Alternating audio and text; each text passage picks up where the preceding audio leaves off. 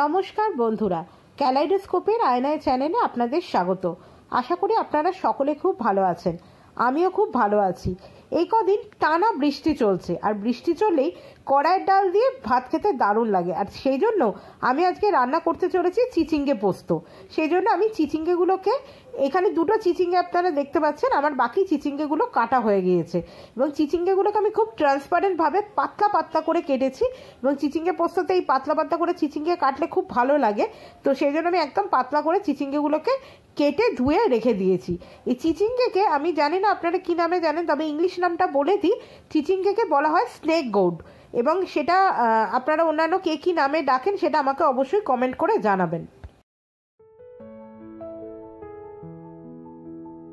চিচিঙ্গেটা আমি সেদ্ধ করে রেখেছি, সেদ্ধ করে জল ঝরিয়ে রেখেছি, জল ঝরতে দিয়েছি। এই দেখুন জল ঝরছে, আমি জল ঝরতে দিয়েছি। আর এদিকে আমি পোস্তটা লঙ্কা দিয়ে বেটে রেখেছি। 5-6টা লঙ্কা দিয়ে এই 50 গ্রামের মতনই হবে পোস্ত আমি বেটে রেখেছি। কেননা 50 গ্রাম লাগছে, তার কারণ হচ্ছে এটা প্রায় 1 কেজি চিচিঙ্গে কাটা আছে এটাতে, তো একটু বেশি করেই করা হচ্ছে। সেই জন্য একটু পোস্তটা একটু বেশি বেটে রেখেছি আমি। এবার আমি কড়াতে তেল দিয়ে দেবো। আজকে আমি রান্নাটা কিন্তু করছি সানফ্লাওয়ার অয়েলে।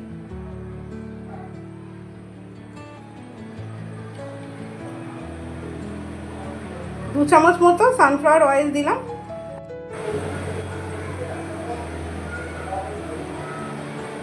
তেলটা একটু ফুটে ওঠার পর আমি এর মধ্যে একটু হলুদ এবং লঙ্কা গুঁড়ো দিয়ে দিয়েছি। ঠিক আছে, এরপর আমি যেটা করবো, আমি পোস্ত বাটাটা ঢেলে দেবো।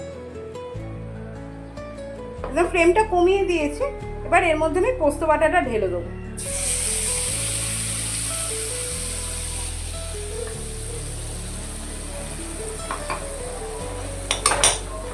পোস্ত বাটাটা এবার একটুখানি কষা হবে।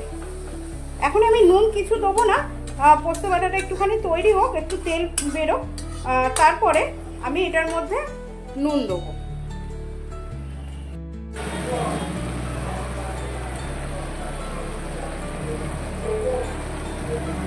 পোস্তটা তেলে দিয়েছিলাম, এবার একটু ভাজা ভাজা করে নেবো পোস্তটা।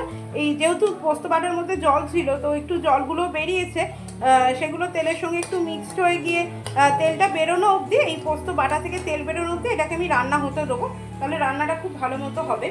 আর আমরা স্নেক গোড বা আপনার ঝিঙে যেটাকে বলা, সরি স্নেক গোড বা চিচিঙ্গে যেটাকে বলা হয়, আজকে যেহেতু আমি চিচিঙ্গে রান্না করছি, তো সেই চিচিঙ্গেটা কিন্তু চিচিঙ্গে পোস্ত আমরা খাই, চিচিঙ্গে পোস্তটা আমরা খাই। তো আমি কিভাবে রান্না করি সেটাই দেখাচ্ছি। এটার মধ্যে নতুনত্ব কিছু নেই। চিচিঙ্গে পোস্ত আমাদের সবার বাড়িতেই হয়। চিচিঙ্গেতে আরও অন্যান্য অনেক রান্নাই হয়, কিন্তু আমাদের বাড়িতে চিচিঙ্গে পোস্তটা খুব বেশি খাওয়া হয়। তো আর এইটা তো এই সময়টাতে ওঠে, গরমের শেষের দিকে, বর্ষা, এই সময়টা চিচিঙ্গে খুব পাওয়া যায়। তো চিচিঙ্গেটা আমাদের বাড়িতে পোস্ত হিসেবেই খাওয়া হয়। তো আমি সেটাই দেখাচ্ছি যে এটা আমি কিভাবে রান্না করি।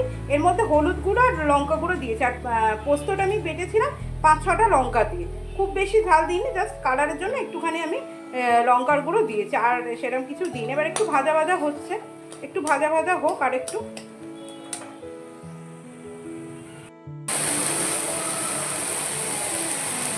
মশলা থেকে এবার তেল বেরোতে শুরু করেছে, দেখতে পাচ্ছেন আপনারা। আমি আরেকটু আর ভাজা করার দরকার নেই। এবার আমি দিয়ে নেবো নুন। আজকে আমি রান্না করব পিঙ্ক সল্টে, পিঙ্ক সল্টে রান্না করছি আজকে, সেই জন্য একটু পিঙ্ক সল্ট দিয়ে নিলাম। বেশি দেবো না, কেন পিঙ্ক সল্ট খুব অল্প লাগে দিতে। এইটুকুনি দিয়ে নিলাম, আর ফ্লেমটা একটু কমিয়ে দিলাম। ভাজা ভাজা তো হয়েই গেছে, অনেকটা ভাজাই হয়ে গেছে। এরপর আমি চিচিঙ্গেটা এর মধ্যে ঢেলে দেবো।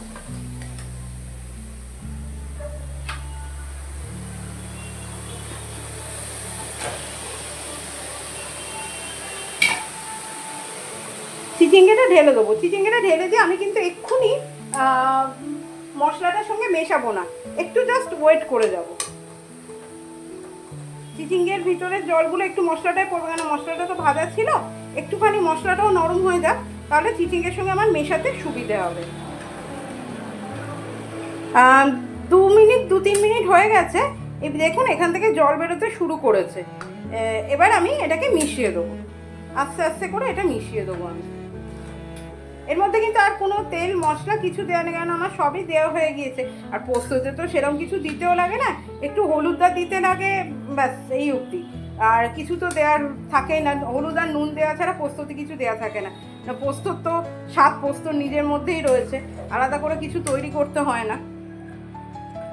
অনেকটাই জল বেরিয়ে এসছে, মানে আমি সেদ্ধ এটা দিয়েছি, জল ঝরিয়েছিলাম, তারপরে একটু জল বেরিয়েছে, এটা শুকিয়ে যাবে, এটা কোনো অসুবিধা হবে না।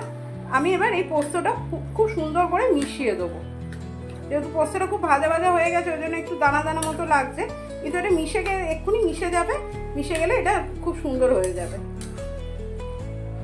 একটু পোস্তটা ভেজে নিলে ভালো, এটা একটু ভাজা পোস্ত দিয়ে করলেই ভালো হয় আর কি, মানে বেটে ভেজে নেওয়া আর কি, মানে ভেজে পোস্ত না, মানে বেটে ভেজে নেওয়া ভালো করে তেলেতে। এবার পুরো মিশে গেছে, একদম পুরো মিশে গেছে, পোস্ত আর আলাদা মতো কিছু পড়ে নেই, পুরো চিচিংয়ের সঙ্গে মিশে গেছে। এবার আমি এটা যেহেতু নুন টুন দেওয়া আছে আর কিছু দেওয়া নেই, এটা জাস্ট 5-7 মিনিট একটু ফুটিয়ে নেবো, একটু জলটা শুকিয়ে গেলেই ব্যাস রান্না কমপ্লিট হয়ে যাবে। একটু রান্নাটা হয়ে যাক, তারপর ফিরে আসছি। চিচিঙ্গে পোস্ত আমার তৈরি হয়ে গেছে, আমি এটা কড়া থেকে নামিয়ে নিয়েছি, এখনো ধোঁয়া উঠছে। চিচিঙ্গে পোস্ত ভীষণ ভালো একটা খাবার, তো আমরা তো খাই চিচিঙ্গে পোস্ত, আমাদের প্রত্যেকের বাড়িতেই হয়। আমি কিভাবে রান্না করি সেটাই আমি আপনাদের সঙ্গে শেয়ার করলাম, আপনারাও পারলে এভাবে খাবেন। আর আপনারা যদি অন্য কোনোভাবে চিচিঙ্গে খান সেটাও আমাকে অবশ্যই কমেন্ট করে জানাবেন, আমিও তাহলে জানতে পারবো যে আপনারা কিভাবে চিচিঙ্গে রান্না করেন। আমি এভাবে করি, আমি এটাই শেয়ার করলাম আপনাদের সঙ্গে। আমি চিচিঙ্গে পোস্ত এবং 1 পিস রুটি নিয়ে নিয়েছি, আজকে দুপুরে এটাই আমার লাঞ্চ। সঙ্গে আমি আজকে একটুখানি আমের চাটনি নেব, আমের চাটনিটা আমার ফ্রিজে রয়েছে, এখনো বার করা হয়নি। আমের চাটনি নেবো ব্যাস, আর এটাই আমার আজকে দুপুরের খাবার। এভাবে রান্নাটা করবেন, করে এবং আমাকে অবশ্যই জানাবেন যে আপনাদের কেমন হয়েছিল খেতে, সেটা অবশ্যই জানাবেন। আর আজকে আমি পিঙ্ক সল্ট ইউজ করলাম, তার কারণ হচ্ছে আজকে আমি হোয়াইট সল্ট খাবো না, সেই জন্য আমি পিঙ্ক সল্ট ইউজ করেছি।